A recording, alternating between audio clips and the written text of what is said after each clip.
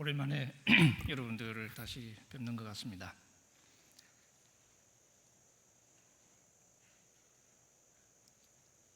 아마 강남에서 이렇게 함께 모여서 예배드리는 사람들 중에 아마 여기가 제일 좀 이렇게 간절한 그런 마음이 표현되는 곳이 아닌가 하는 생각이 가끔 들기도 합니다. 역시 아픔이 있어서, 그리고 우리가 해결해야 될 과제가 있어서, 또 그런 삶의 상황에서 하나님을 만나는 것은 평소보다는 훨씬 더 아무래도 좀 우리를 간절하게 만들지 않나 하는 생각을 하게 됩니다. 사실 우리가 고민하는 것은 어떤 생각이 아니라 우리의 삶이죠. 생각이 좀 이렇게 문제가 있고 생각이 조금 괴상하고, 그래서 우리가 고통받고 괴로워하는 게 아니라 우리의 삶이 비틀려지기 때문에, 우리의 행동의 일탈 때문에, 쉽게 말하면 우리가 도덕적으로 타락해 가기 때문에 우리가 고통스러워합니다. 우리가 싸우는 것도 생각과 부딪히는 싸움이 아니라 사실은 잘못된 행동과 잘못된 행태를 맞서서 그것을 올바르게 만들기 위한 사실 삶의 싸움이라고 말할 수 있겠죠. 하지만 사실 우리 삶을 보면 우리의 타락한 행동 배후에는 대개는 타락한 생각이 자리하고 있을 때가 많습니다. 우리가 잘못된 행동을 하고 있을 때에는 그냥 생각은 올바르게 하면서도 우리의 생각과 어긋나는 삶을 살아가는 것이 아니라 우리의 사고조차도 교묘하게 왜곡되는 경우들이 많습니다. 그래서 우리의 행동을 정당화하죠. 그래서 많은 경우 사람들은 자기가 잘못하고 있다고 생각하면서 잘못을 하기보다는 자기의 행동이 괜찮다고 생각을 하는 경향이 많습니다. 그래야만 그런 행동을 계속할 수 있겠죠. 그래서 우리의 사고가 우리의 행동을 정당화하는 방식으로 교묘하게 비틀리게 되는 것이죠. 그래서 터무니없는 사고를 치는 사람들도 나름의 논리를 내세우면서 자신을 정당화합니다. 나는 나쁜 짓 하는데 나는 그래도 돼 라고 말하는 사람이 아주 없지는 않은데요, 대부분 경우에는 그렇게 말하지 않죠. 자기 역시 나름의 논리를 가지고 정당하게 행동하고 있다고 말도 안 되는 말이 되는 것처럼 합니다. 밖에 있는 사람이 들으면 다 알죠. 근데 자기는 또 그게 말이 되는 줄 알아요. 여러분이 마음속에 아마 이런저런 생각이 드실 텐데요. 어떤 얼굴을 떠올리는 분도 계실지 모르겠고, 왜 웃으시는지는 말 것 같기도 하고요. 네. 그게 인간의 모양이죠. 우리의 욕망이, 심지어는 우리의 이성과 논리까지도 사실은 자기를 위한 무기로 활용하는 거죠. 우리의 생각을 왜곡합니다. 마르틴 루터 같은 사람도 그래서 이 인간의 이성을 창녀에 비교하기도 하죠. 사탄이 사용하는 가장 중요한 창녀처럼 이렇게 표현을 한 적이 있습니다. 이게 인간의 사고라는 것이 얼마나 무력하냐 하는 거죠. 우리의 욕망에 쉽게 봉사하기 때문에 말이 되는 생각을 만들어내는 것은 어렵지 않습니다. 일단 우리가 원하는 것만 분명해지면 그 원하는 것에 따라서 생각을 맞춰가는 것은 사실 조금만 애를 쓰면 되는 거죠. 그래서 우리는 잘못된 생각으로 우리의 잘못된 행동을 정당화하면서 살아갈 때가 많습니다. 물론 곰곰이 따져보면 그 생각은 정당한 생각은 아니죠. 제대로 된 생각일 수는 없습니다. 어딘가 빈 구석이 있거나 어딘가 말이 안 되는 구석이 있거나 뭔가 석연찮은 대목이 있겠죠. 하지만 내가 그걸 따져보고 싶은 생각은 없어요. 왜? 그게 틀리면 안 되기 때문에. 틀린 것으로 드러나면 안 되니까 나는 애써 그냥 맞다고 생각하고 넘어가고 싶어 하죠. 그러면서 우리는 나 자신을 정당화하면서 살아갑니다. 하지만 일단 우리가 그런 이 그물 밖으로 벗어나 보면 우리의 그런 모습이 얼마나 어리석은 것인가를 잘 알게 됩니다. 대개는 스스로 그런 게 깨달아 알기보다는 사실 남을 보면서 우리가 그걸 느낄 때가 많죠. 말도 안 되는 소리를 하면서 말도 안 되는 행동을 하는 사람을 관찰하면서 사람이 그렇구나. 물론 그것을 조금 더 이제 한 걸음 밀고 나가 보면 나 역시 다르지 않을 수 있겠구나. 이게 이제 문제죠. 나는 괜찮더라고 가면 이제 대책이 없을 텐데 우리는 나 역시 그런 어리석음으로부터 자유롭지 않구나 하는 것을 생각을 하게 됩니다. 이처럼 우리의 생각은 참 무기력하다고도 할 수 있습니다. 아무리 많은 생각을 하고 아무리 많은 지식을 갖추어도 우리의 욕망 앞에서는 아무런 힘이 없구나. 가끔 지식인들을 그렇게 표현할 때가 있죠. 정권이 바뀔 때마다 거기에 맞게 교묘하게 자기 이론을 잘 맞춰가는 그런 지식인들이 있습니다. 참 허탈한 생각이 드는 대목들이죠. 그럼에도 불구하고 우리는 올바른 생각을 갖출 노력을 게을리할 수는 없을 것입니다. 아니, 오히려 우리의 생각이 교묘해질수록 우리는 올바른 생각의 중요성을 더 분명하게 생각을 하게 됩니다. 그래서 우리가 하나님 앞에 올바로 서려고 노력하는 이 노력 중에도 많은 부분은 우리의 생각을 하나님 앞에 올바르게 갖추려는 그런 노력으로 이루어질 것 같습니다. 물론 우리가 하나님 앞에 올바른 생각을 갖추려고 노력한다는 이야기는 우리의 생각의 근본인 하나님의 말씀 앞에 늘 바로 서려고 노력하는 그런 모습이 되겠습니다. 하나님의 말씀을 진지하게 들여다보고 하나님의 말씀을 읽으면서 그 말씀 앞에 정직하게 서려고 애를 쓰는 모습, 그 말씀 앞에 나를 비추어 보는 작업, 이런 자기 반성의 노력을 통해서 우리가 우리의 석연찮은 모습을 드러내고 우리의 구린 모습을 하나님 앞에 드러내면서 하나님 앞에 좀 더 투명한 존재로 서려고 애를 쓰는 것이죠. 결국 우리가 돌아가야 할 궁극적인 반석은 하나님의 말씀이라고 말할 수 있습니다. 사실 하나님의 말씀의 중요성은 종교교육 때부터 가장 중요한 모토 중에 하나였죠. 오직 성경으로. 여러분도 잘 아시겠지만 종교교육을 선구자였던 마르틴 루터 역시 교회의 권위, 좀 더 현실적으로는 교회의 이름을 빙자한 교황의 권위와 맞서서 말씀의 궁극적인 권위를 강조했었습니다. 물론 루터가 처음부터 그렇게 센 목소리를 낸 것은 아니었지만 교회를 올바르게 하고자 하는 열망이 조금씩 싹을 틔우면서 루터의 목소리도 점점 더 과격해졌고 결국에는 교황의 권위를 전면 부정하면서 결국은 새로운 교회 개혁의 기치를 들게 되는 모습을 우리가 볼 수 있습니다. 결국은 잘못된 권위와의 싸움이었던 거죠. 오늘 우리 한국 교회를 보면 사실은 가톨릭보다 훨씬 더 가톨릭적인 측면들이 많습니다. 그 중에 하나가 사실 목회자 중심의 구조죠. 거의 영웅 숭배라고 말할 수 있을 정도로 목회자가 중심이 되어 있습니다. 사실 한국에서 대표적이라고 말하는 대형 교회들의 행태는 사실 거의 문화적으로 봤을 때는 영웅 숭배의 현상과 하나도 다르지 않습니다. 복음을 믿는 게 아니라 영웅을 숭배하는 거죠. 그래서 그 목사가 무슨 짓을 해도 아무도 토를 달지 않습니다. 심지어는 세상 사람들이 다 손가락질하는 잘못을 저질러도 보호합니다. 친위 부대가 아주 막강하죠. 한국교회 대형 교회들, 다는 아니겠습니다만은 그런 교회들이 보여주는 목회자와 성도들의 관계를 가만히 관찰해 보면 신천지나 하나님의 교회 이런 이단이죠. 그런 이단의 교주들과 그 신도들과의 관계와 전혀 다르지 않습니다. 무서운 현상이죠. 그런데 우리는 그것을 신앙이라고 착각합니다. 그만큼 우리가 말씀의 권위를 상대화시켰다는 얘기죠. 목회자의 말이 절대적이라는 얘기는 우리가 말씀 앞에서 그 말씀을 읽어가는 우리의 신앙적인 양심을 포기했다는 말일 수도 있고 말씀 자체의 권위를 포기했다는 말일 수도 있겠죠.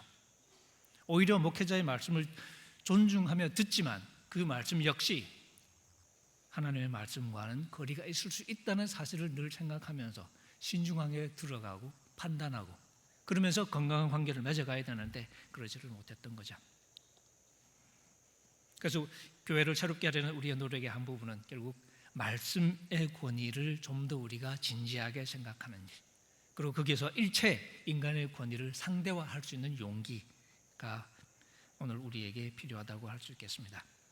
물론 말씀 앞에 올바르고 서려고 하는 노력은 쉽지 않습니다. 왜냐하면 우리가 말씀을 읽는다고 하지만 말씀을 읽는 우리의 눈길 자체가 석연찮을 때가 많거든요. 우리는 다 백지가 아니죠. 우리 마음속에는 우리 나름의 욕망이 있습니다. 내가 원하는 게 있죠. 꿍꿍이 속에 있죠. 그런 눈길로 우리가 말씀을 읽습니다. 그러다 보니 말씀을 읽고 말씀을 이해한다고 하지만 사실 그 과정을 현미경으로 들여다보면 결국은 욕망에 가득 찬 우리의 눈길로 말씀을 재단하거나 말씀을 재해석하는 경우가 많습니다. 우리는 잘 느끼지는 못합니다. 근데 뜯어보면 그런 경우가 많은 거죠. 눈으로 읽는 것 같지만 그 작업이 사실은 단순한 작업이 아닌 거죠. 이미 그 작업 자체가 고도의 정치적인 행위가 될 때가 많습니다. 그만큼 우리의 눈길은 교묘하다는 이야기죠. 그 교묘한 눈길로 말씀을 읽으면서 때로는 말씀의 권위를 빌어서 내 욕망을 정당화합니다. 문제는 그런 우리의 모습을 우리가 발견하는 것, 그리고 그것을 드러내는 것이겠죠. 최대한 말씀을 진지하게 그리고 겸허하게 경청하려고 노력하는 것, 그것이 우리가 나아가야 될 길 중에 하나라고 생각을 할 수 있습니다.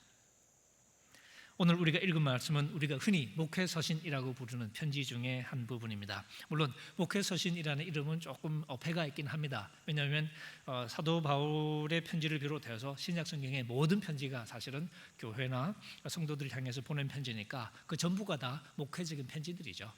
목회적인 편지들이니까 전부가 다 목회서신이라고 할 수 있는데, 우리가 이제 따로 목회서신이라고 부르는 것은 디모데전서나 후서처럼 목회자에게 보낸 편지, 사도 바울이 자기 후배 목사에게 이제 보낸 편지, 디도서도 마찬가지겠죠. 그래서 우리가 이제 목회서신이라고 부르지만 사실 이건 어떻게 보면 선배 목회자가 후배 목회자를 생각하면서 이제 썼다는 그런 점에서만 그런 것이고요. 실제 우리가 읽는 성경 말씀의 서신 전부가 다 목회적인 서신이다라고 말을 할 수 있습니다. 이 목회 서신에서 드러나는 가장 현저한 특징 중에 하나가 우리 복음의, 우리 신앙의 실천적인 측면을 매우 강조하고 있다는 것입니다. 조금 더 그냥 쉽게 말하면 도덕적인 차원의 지대한 관심을 쏟고 있습니다. 여러분도 잘 아시는 표현처럼 경건의 모양이 아니라 경건의 능력이 중요하다는 사실을 한껏 강조하는 거죠. 사실 우리가 이미 다 아는 거죠. 모양이 중요하지 않다는 것은 우리가 살면서 잘 알고 있습니다. 그래서 껍데기에 결정적으로 중요한 상황이 되면 우리는 껍데기에 연연하지 않습니다. 알맹이에 신경을 쓰지. 때로는 모양이 중요할 수도 있겠죠. 하지만 그거는 알맹이가 괜찮다고 생각할 때 그런 것이고요.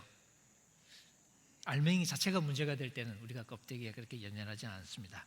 우리의 신앙도 모양을 내는 데는 어렵지 않습니다. 굉장히 신앙적인 모양을 잘 내는 사람들이 우리 주변에도 많이 있습니다.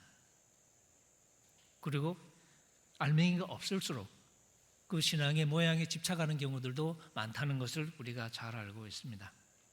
그런 점에서 목회서신은 우리의 알맹이를 보여달라고 요구한다고 말할 수 있습니다.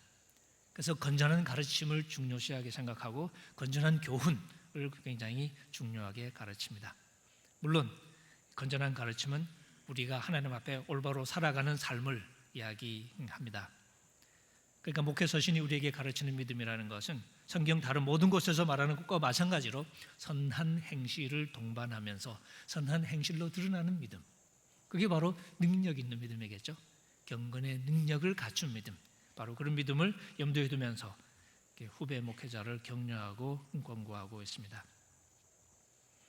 사도 바울은 여기서 하나님의 은혜가 우리에게 나타났다는 이야기를 하고 있습니다.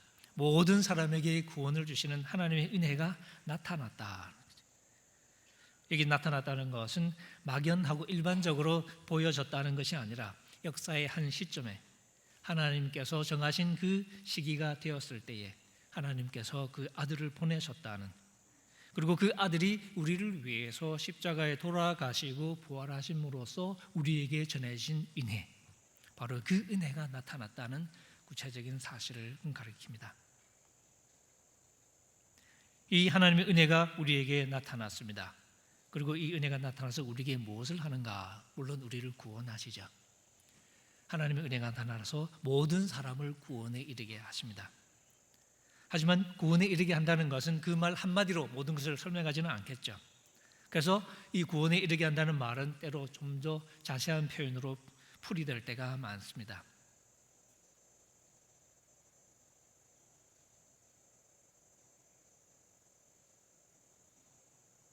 오늘 본문은 이 하나님의 은혜를 우리를 양육하시는 것으로 설명을 하고 있습니다. 성경은 하나님께서 하신 일을 한마디로 요약할 때마다 하나님의 은혜라는 표현을 씁니다. 물론 은혜라는 말의 핵심은 공짜라는 뜻이죠. 그 공짜라는 뜻은 물론 우리가 오해를 하기 쉽습니다만은 사실 이 공짜라는 말의 핵심은 우리가 한 것이 아니라 하나님께서 하신 일이다 하는 사실을 강조하기 위해서입니다. 하나님이 주도해서 계획하신 일이고 하나님께서 이루신 일이고 우리는 그 하나님께서 이루신 일에 참여하게 됩니다. 좀 더 구체적으로는 이 하나님의 은혜는 그리스도께서 우리를 대신해서 희생하셨다는 사실을 통해서 드러납니다. 그 그리스도의 은혜를 통해서, 그 그리스도의 희생을 통해서 우리가 하나님의 은혜에 참여하게 됩니다. 조금 뒤에 3장에 보면 5절에 이렇게 얘기합니다. 우리를 구원하시되 우리가 행한 바 의로운 행위로 말미암지 아니하고 오직 그의 긍휼하심을 따라 중생의 씻음과 성령의 새롭게 하심으로 하셨나니. 구원의 시작이 우리에게서 출발한 것이 아니라는 것을 성경은 거듭 강조합니다. 바로 그것을 강조하기 위해서 성경은 하나님의 은혜를 이야기합니다. 그러다 보니까 우리는 이 은혜를 곧잘 오해하죠. 아무렇게나 해도 되는 것처럼 우리가 하나님께 부르심을 받은 것이, 우리가 언약 백성이 된 것이 우리의 조건 때문이 아니기 때문에 하나님이 아무나 자기의 구원의 울타리 속으로 들어오게 부르신다는 사실을 우리가 알기 때문에 우리가 그것을 쉽게 오해해서 우리가 아무렇게나 그의 은혜를 누릴 수 있는 것처럼 생각을 합니다. 바로 그 대목에서 중대한 착각이 이루어지죠. 성경은 그래서 바로 그 대목에서 우리가 착각하지 말라고 거듭 경고를 날립니다. 제가 종종 쓰는 표현입니다만은 하나님 나라는 아무나 들어갈 수 있는 곳이기는 하지만 아무렇게나 들어갈 수 있는 곳은 아니라는 거죠. 복음서의 예수님의 말씀은 천국에 들어갈 수 있는 사람이 어떤 사람인지를 거듭 우리에게 알려주고 있습니다. 예수님이 원하시는 바는 하나죠. 나더러 주여 주여 하는 자마다 다 천국에 들어가는 것이 아니고 하늘에 계신 내 아버지의 뜻대로 행하는 자라야 들어갈 것이라는 말씀. 사도 바울도 사실은 이 가르침하고 다르지 않습니다. 우리가 은혜를 오해해서 그렇지 사도 바울이 말하는 은혜를 정확하게 이해하자면 사실은 예수님의 그 요구와 사도 바울의 요구 역시 다르지 않다고 말을 할 수 있습니다. 오늘 본문은 이 하나님의 은혜가 우리를 가르친다라고 말을 합니다. 아주 흥미로운 표현이죠. 보통 우리의 사고 속에서, 우리의 머릿속에서 하나님의 은혜를 우리가 떠올린, 우리가 하나님의 은혜라는 말을 사용하는 방식을 잘 생각해 보면 하나님의 은혜가 우리 일상적인 생각 속에서, 일상적인 언어의 습관 속에서 하나님의 은혜가 가르친다는 말과 결합되는 경우는 거의 없는 것 같습니다. 그런데 사도 바울은 여기서 하나님 은혜가 우리를 양육하신다 혹은 가르치신다, 영어로는 educate이라고 번역할 수 있습니다. 영어로 교육학을 pedagogy라고 부르는데요, 그 말의 어원이 되는 단어이기도 합니다. 우리를 길러주시는 거죠. 우리를 교육하시는 거죠. 어린아이를 사람 되게 만들어가는 과정 전체를 가르친다, 양육한다 혹은 교육한다라고 말을 할 수 있습니다. 하나님의 은혜가 나타나서 우리에게 뭘 하시냐? 우리를 길러가시는 거죠. 우리를 가르치십니다. 우리를 양육하시는 거죠. 어떻게 양육하시냐? 경건치하는 것과 이 세상 정욕을 다 버리고 신중함과 의로움과 경건함으로 이 세상에 살아가도록 우리를 가르친다고 이야기합니다. 은혜가 우리를 가르치는데 이 가르침은 우리를 좀 더 똑똑하게 만들어가는 것에서 그치지 않고 우리의 삶을 바꾸어 간다고 이야기합니다. 그런 면에서는 훈육한다라는 말을 쓸 수도 있습니다. 그러니까 트레이닝이라는 말도 사실은 그렇게 어색한 번역은 아니라고 할 수 있습니다.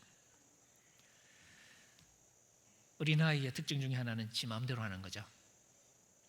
색인이 들어간 것은 지 마음대로 하던 우리의 욕망을 조금씩 통제하는 법을 배우는 것이라고 말할 수 있습니다. 그게 사람이 되어가는 과정이죠. 하나님의 은혜가 우리에게 나타나서 우리를 그렇게 키워간다고 이야기합니다. 우리를 키워가실 때 우리에게는 어떤 일이 벌어지냐? 경건하지 않은 것을 버리게 되는 거죠. 이 세상의 욕망을 버리게 되는 거죠. 그리고 신중함과, 이 신중함이라는 것은 복음적인 신앙적인 신중함을 말하겠죠. 그리고 의로움, 올바른 것이죠. 그리고 경건함, 이런 태도로 이 세상을 살아가도록 만드신다는 이야기죠. 하나님의 은혜가 나타나서 하나님의 은혜가 가득할수록 우리가 마음대로 사는 게 아니라 오히려 하나님의 은혜가 우리에게 더 선명해질수록 우리가 더 하나님께 경건하게 살아가고 오히려 더욱더 이 세상 욕망과 멀어지는 모습을 보여준다는 이야기죠.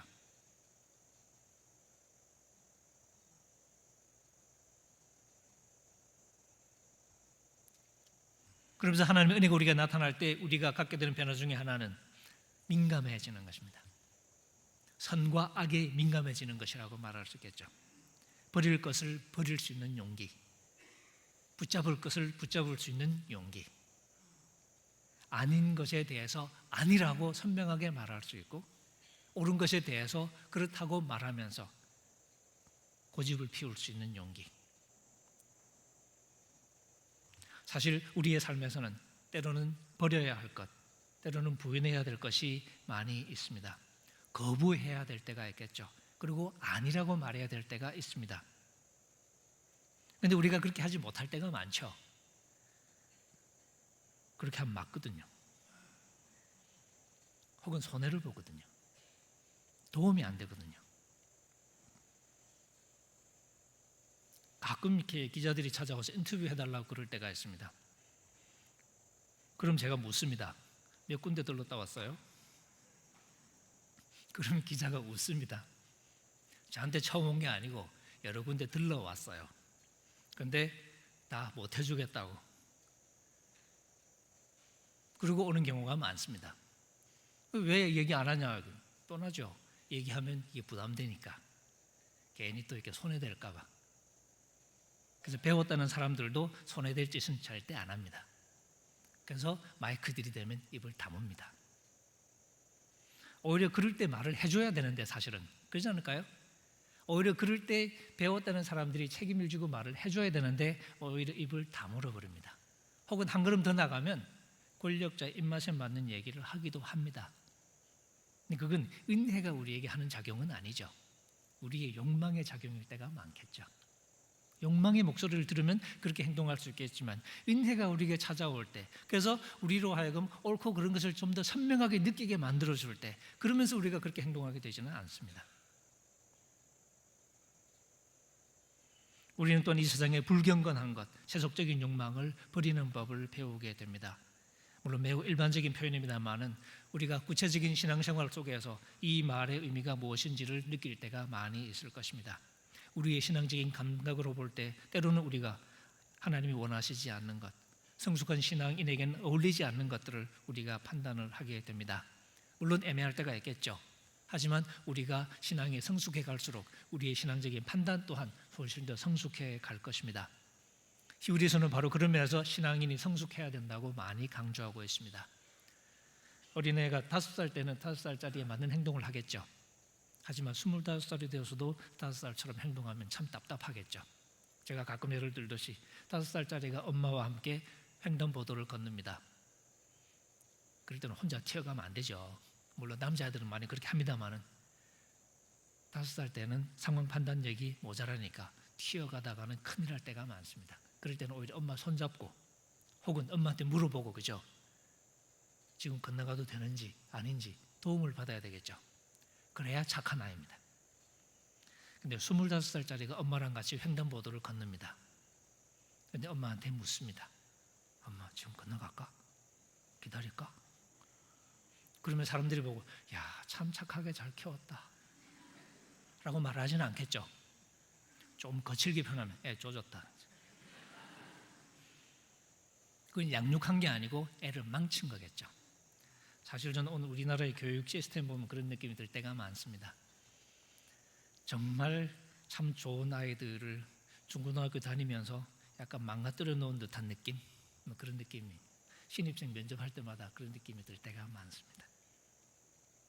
길러야 될 걸 길러줘야 되는데 그건 다 망가뜨려 놨어요.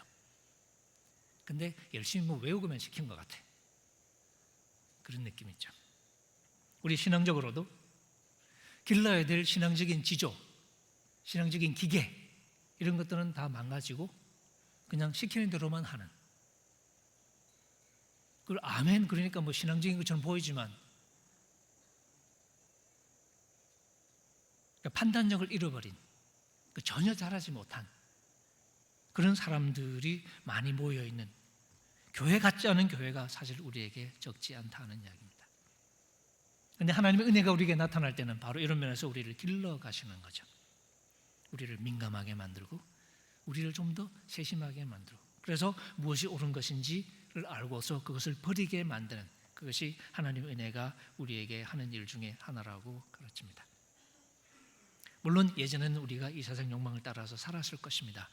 에베소서가 말해주는 것처럼 특히 이방 성도들의 입장에서 보면 하나님을 알기 전에는 그 로마 사회, 로마 제국이라는 그 거대한 욕망의 물결 속에 휩쓸려서 그런 삶을 살았겠죠. 그러다가 하나님을 알았죠. 이 디도서에서도 마찬가지입니다. 3장 3절에 보시면 우리도 전에는 어리석은 자였죠. 순종하지 않았죠. 속은 자요. 세상의 속삭임에 속은 거죠.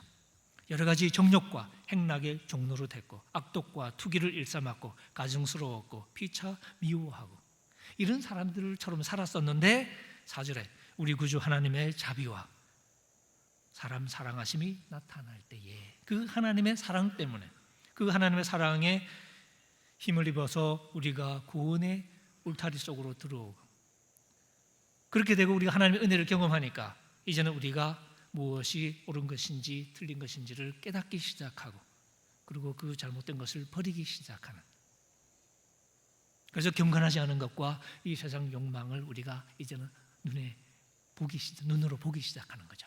전에는 못 봤어요. 몰랐어요. 그런데 이제는 보여요. 그래서 그것을 버리기 시작하는 겁니다.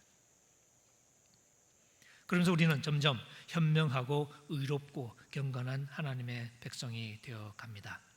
이 땅을 살아가되 이 세상을 살아가되 이 세상 사람처럼 욕망의 춤사위기에 동참하는 것이 아니라 하나님의 백성으로서의 모습을 지키기 위해서 고군분투하며 이 세상을 살아갑니다.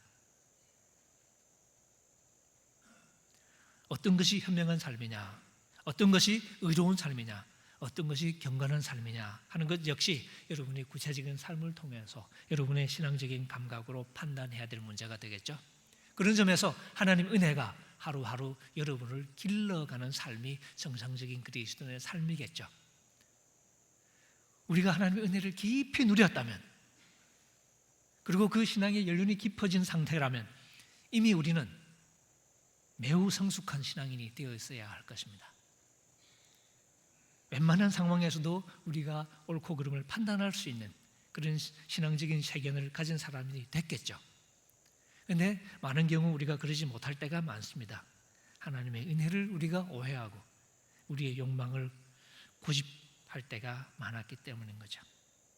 하지만 우리가 하나님의 은혜를 제대로 깨달을 때 하나님의 놀라운 은혜가 우리의 삶에 찾아와서 우리를 뒤흔들어 놓을 때 우리는 우리의 어리석음을 내려놓고 비로소 하나님의 지혜에 눈을 뜨게 되고 하나님의 눈길로 우리의 삶을 바라보면서 무엇이 올바른 것인가를 비로소 분명히 보게 되고 그것을 사모하게 되고 그것을 따라가게 됩니다. 이게 하나님의 은혜가 우리를 변화시켜가는 방식이라는 거죠. 바로 그런 은혜의 가르침 속에서 은혜의 교육 속에서 우리는 이 세상을 살아가되 우리에게 주실 하나님의 소망을 바라보며 살아가도록 가르침을 받습니다. 복스러운 소망, 그 소망은 우리의 크신 하나님 구주 예수 그리스도의 영광이 나타나실 것을 기다리는 삶입니다. 우리는 이 세상이 마지막이 아니라는 것을 잘 알고 있습니다. 적어도 입으로는 잘 알고 있습니다. 그런데 많은 사람은 마치 이 세상이 전부인 것처럼 살아갑니다. 그리고 여기에 목숨을 겁니다. 특히 우리나라 사람들은 목숨 걸기 좋아하잖아요. 부동산 가지고 싸울 때도 이렇게 플랜카드 붙은 거 보니까 목숨 걸었다, 그리고 결사 반대, 그리고 빨간 색깔로 막. 예수 믿는 사람들은 때로 싸울 때 싸우지만 그런 일에 목숨을 걸지는 않습니다. 부동산이 목숨보다 중요하다고는 절대 생각하지 않거든요. 세상 사람들은 그렇게 해도 될지 모르지만 우리는 거기에 목숨을 걸지는 않습니다. 왜? 우리에게는 소망이 있기 때문에. 우리는 이 시기를 지나가는 것이지, 이 세상을 지나가는 것이지, 이 세상을 목적지로 삼은 사람들이 아니기 때문에. 그래서 우리의 싸움이 남들과 조금 다른 거죠. 돈이 중요하다는 건 우리도 잘 압니다. 돈을 가지고 살아가니까. 하지만 돈이 우리의 삶의 궁극적인 목표가 아니라는 걸 또한 우리는 잘 알죠.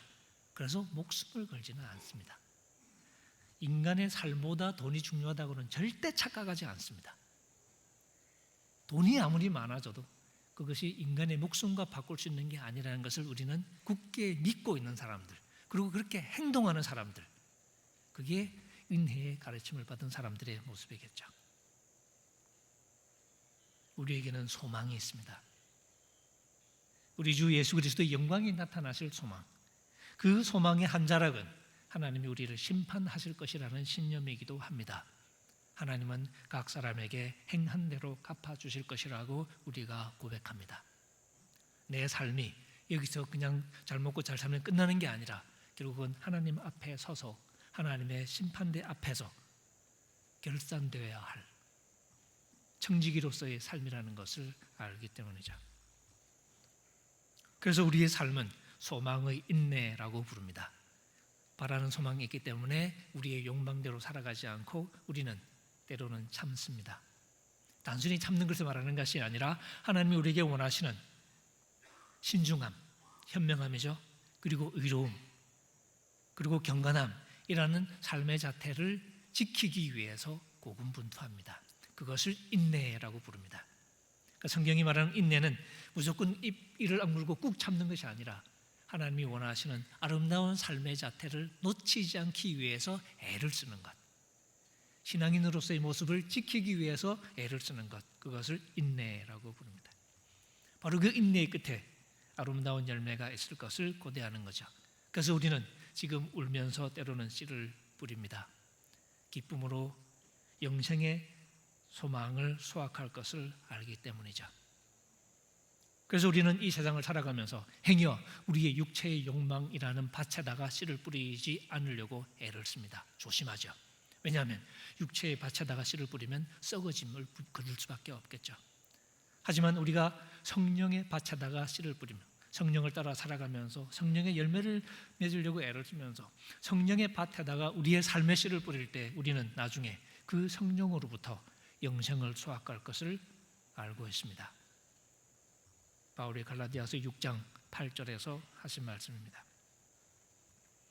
그러면서 우리가 소망을 가졌다는 것은 소망을 갖고서 살아간다, 우리의 그리스도의 영광이 나타나기를 기다린다는 것은 뒷짐을 지고서 그냥 소망이 우리에게 다가오기를, 혹은 감나무 밑에서 입 벌리고서 홍시가 떨어지기를 기다리는 그런 의미의 기다림이 아니죠. 오히려 성경이 우리에게 말하는 기다림은 간절하고 절박한 기다림, 고대하는 소망을 놓치지 않기 위해서 노심초사하고 그 소망을 내 것으로 만들기 위해서 최선의 노력을 다 기울이는 바로 그런 의미에서의 기다림. 그래서 성경은 이 기다림을 농사에 비유하고요, 혹은 사도 바울처럼 이 기다림을 달리기에 비유합니다. 기다리는 것이기도 하지만 우리가 목표를 향해서 달려가는 것이기도 하다는 거죠. 그리스도는 바로 그런 변화를 위해서 자기 자신을 내어주셨다고 이야기합니다. 모든 불법에서 우리를 건져주셨다고 얘기합니다. 그리스도께서 우리를 구속하셨다, 우리를 건져주셨다는 거죠. 속량하셨다는 것은 소유권을 이전했다는 이야기죠. 이젠 우리가 그리스도의 소유가 되었습니다. 그 그리스도의 소유가 된 결과는 이제 우리가 모든 불법으로부터 벗어나는 거죠. 이전에는 불법이라는 그 영역 속에서 그 불법의 지배를 받으면서 살았습니다. 이제는 우리가 벗어났습니다. 이게 우리가 은혜죠. 우리가 은혜라는 새로운 영역 속으로 들어오게 되면서 이제는 우리가 이 세상의 불법과는 아무 상관이 없는 존재가 되었다는 겁니다. 새로운 삶의 영역으로 들어왔다는 이야기입니다. 그리고 이제 우리에게는 죄가 아니라 그리스도가 하나 새로운 삶의 주인으로 계십니다. 이제 우리는 그리스도라는 주인을 섬기는 종으로 살아간다는 이야기죠. 혹은 하나님께 소유된 백성, 14절에 말하는 것처럼 자기 백성, 옛날 번역에는 친백성이라고 번역을 했었습니다. 언약의 언어입니다. 하나님께서 시내산에서 이스라엘과 처음 언약을 맺을 때에 온 세상이 다 내 거긴 하지만 너희들은 특별히 내 거다라고 말할 때 그 특별한 소유, 우리 성경에 내 소유라고 번역된 단어가 있습니다. 히브리 말로 세굴라라는 단어인데 바로 그 아이디어를 그대로 받아서 표현한 것입니다. 하나님의 특별한 백성, 구별된 백성, 내 백성다운 백성, 바로 그 백성을 만들어내기 위해서 예수님께서 자기를 들이셨다는 거죠. 그리고 우리를 하나님의 백성다운 사람으로 만들어 가시는 거죠. 바로 그것을 사도 바울은 하나님의 은혜가 나타나서 우리를 양육하신다, 우리를 교육하신다라고 이야기를 합니다. 하나님의 목적이 무엇인가? 우리에게 은혜를 주셨습니다. 은혜를 주실 때 하나님의 의도가 무엇이냐? 바로 그거죠. 자기 백성을 만들어내는 일입니다. 선한 일에 열심을 내는, 선한 일을 하면서 살아가는 자기 백성을 만들기 위해서 하나님이 은혜를 주셨다는 거죠. 바로 이 점을 우리가 기억하는 것이 중요합니다. 우리는 하나님의 은혜를 생각하면서 하나님의 이 은혜를 여러 가지로 표현하죠. 때로는 우리가 하나님 우리를 예정하셨다고 말하기도 합니다. 선택하셨다고 말하기도 합니다. 그런데 그런 얘기를 할 때 우리는 나 좋은 대로만 생각하는 경향이 있죠. 내가 구원받았다, 구원받은 자로, 구원받을 자로 예정되었다, 혹은 선택되었다, 그러면 끝나는 걸로 생각합니다. 그런데 그건 내 입장에서는 그럴지 모르지만 사실 하나님 입장에서 보면 문제가 뭐냐면 사람들이 망가졌어요. 관계가 망가졌어요. 이 세상이 망가졌어요. 그러면 하나님이 생각하는 구원은 그걸 회복하는 거겠죠? 사람을 회복해야 됩니다. 관계를 회복해야 되고 이 세상을 회복해야 되죠.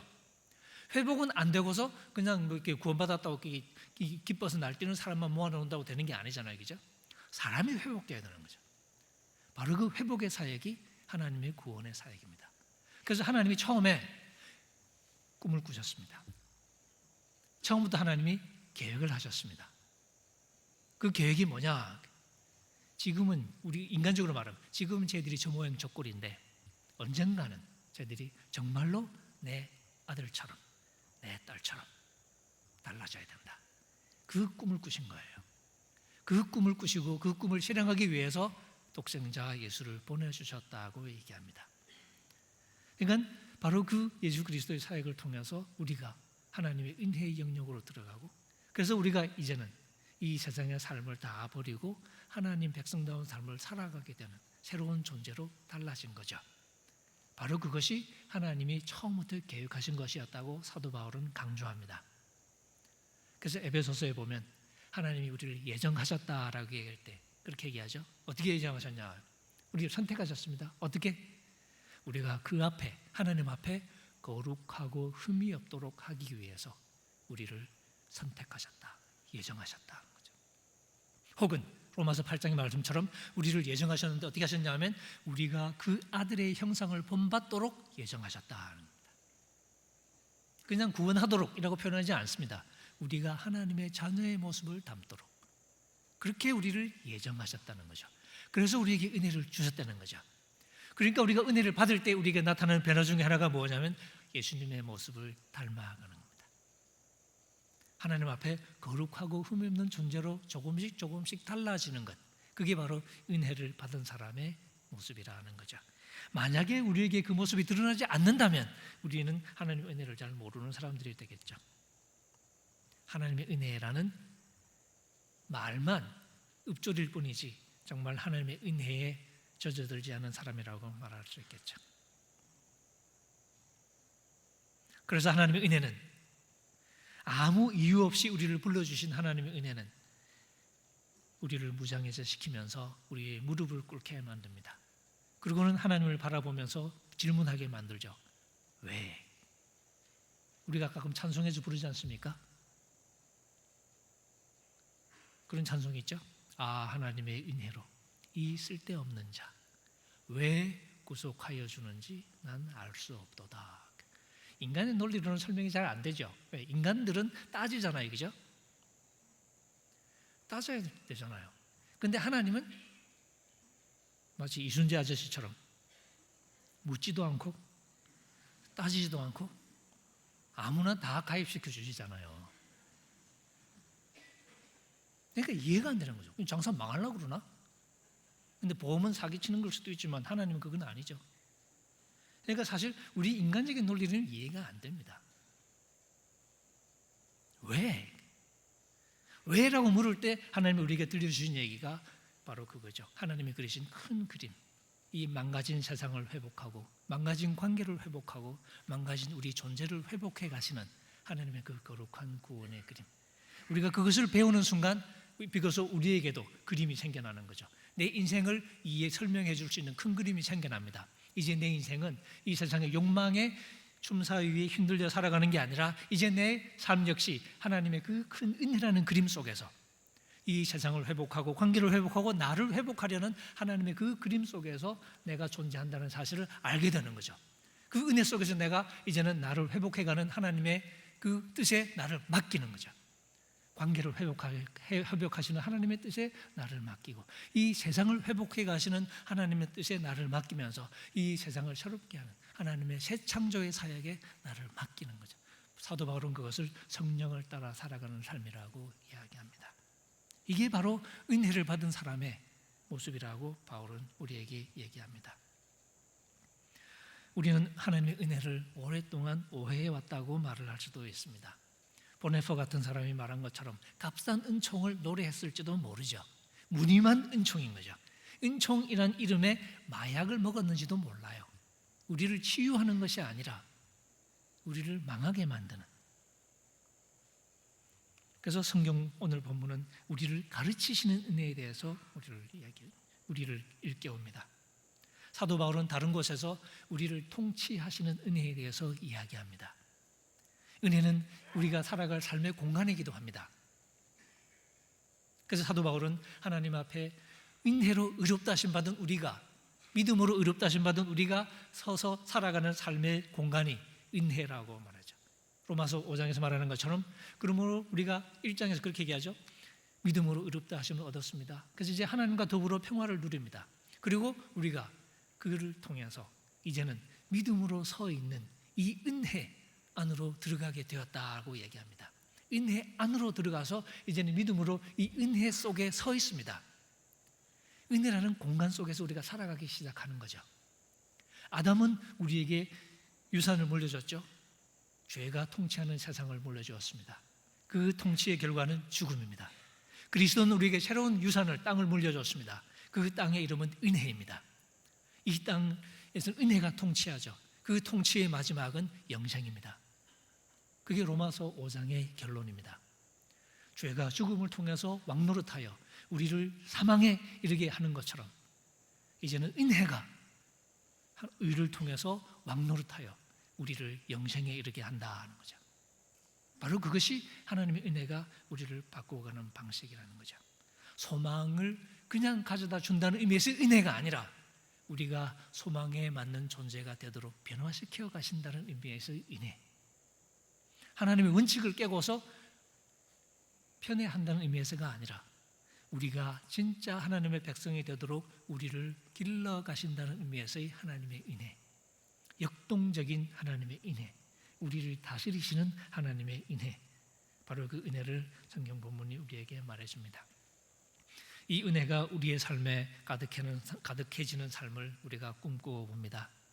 내가 하나님의 은혜를 느끼면 느낄수록, 내가 하나님의 은혜를 누리면 누릴수록, 내가 그 하나님의 은혜 속에 깊이 들어가면 들어갈수록 우리의 욕망으로부터 벗어나고 내 집착으로부터 벗어나고 하나님의 생각에 민감해지고 그래서 이 세상을 바라볼 수 있는 눈길이 생겨나고 옳은 것이 보이고 나쁜 것이 보이고 그 옳고 그름을 선택할 수 있는 용기가 생겨나고 결단력이 생겨나고 그러면서 우리가 좀 더 하나님이 원하시는 하나님의 자녀다운 모습으로 하루하루 자라가는 것. 어쩌면 여러분은 평소의 삶과는 좀 다른 아직도 예배라는 이름 대신에 기도회라는 이름을 붙여서 이렇게 모이는 어쩌면 이런 삶의 공간이 우리를 다시 생각하게 만드는 중요한 계기라고도 말할 수 있습니다. 울타리를 벗어났을 때 우리는 비로소 새로운 관점을 획득하게 됩니다. 주변이 되었을 때 비로소 우리는 중심을 다시 바라보는 눈길을 갖게 되죠. 그러면서 오늘 이런 경험들은 하나님의 은혜를 다시 생각하게 만드는, 그리고 그 하나님의 은혜 속에서 우리가 더 성숙하기를 애를 쓰도록 우리를 독려하는 그런 자극이 되었으면 좋겠다는 생각을 해봅니다. 바라기는 하나님께서 더 큰 은혜를 여러분들에게 내려주셔서 여러분들의 삶이 하나님의 은혜에 사로잡힌 삶이 되고 그 은혜 속에서 더욱더 경건하고 더욱더 의롭고 더욱더 현명한 삶으로 살아가는, 그리고 그 삶이 함께 모여서 정말 우리 한국교회를 새롭게 하는 개혁의 요람이 될 수 있도록 그런 여러분이 되실 것을 머릿속에 한번 꿈꾸면서 그런 여러분이 될 수 있도록 주의 이름으로 축원합니다. 같이 기도하시죠. 십자가의 은총으로 저희들을 찾아오시며 그 은혜로 저희들을 깨우치시고 저희들을 가르치시는 하나님 아버지, 이 은총의 가르침에 충실한 저희들이 될 수 있도록 하늘의 지혜를 덧입혀 주옵소서. 하나님의 은혜에 감격하며 살아가는 저희들이 되게 도와주시고 이 감격이 새로운 가르침과 깨달음으로 나아가게 하시고 또 이 가르침이 새로운 결심으로 맺어지도록 주의 성령으로 저희들을 감동하여 주옵소서. 여기 모인 하나님의 백성들이 하나님의 은혜의 다스림을 받아서 하나님의 아들로 딸로 성장해 가며 그 성장의 과정 속에 우리 한국교회를 위한 귀한 섬김이 이루어질 수 있도록 주님 도와주옵소서. 예수님의 이름으로 기도합니다. 아멘.